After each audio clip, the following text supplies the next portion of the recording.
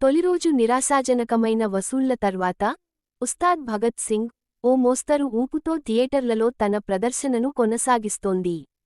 పవన్ కళ్యాణ్ నటించిన ఈ చిత్రం మొదటి రోజు ప్రపంచవ్యాప్తంగా సుమారు రూ. 48 కోట్లు వసూలు చేసింది. రెండవ రోజు కూడా ట్రెండ్ దాదాపుగా అలాగే కొనసాగింది. ఆంధ్రప్రదేశ్లో సినిమా వసూళ్లు నిలకడగా ఉన్నప్పటికీ ఇతర కీలక మార్కెట్లలో ఇది గమనించదగ్గ ఒత్తిడిని ఎదుర్కొంది.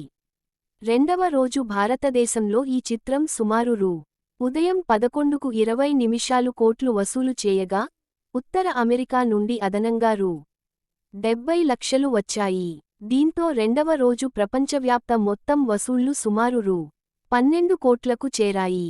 ఆంధ్రప్రదేశ్లో ఫర్వాలేదనిపించే ప్రదర్శన చేసినప్పటికీ తెలంగాణ మరియు విదేశీ మార్కెట్లలో సినిమా మొత్తం వసూళ్లపై ప్రభావం పడింది.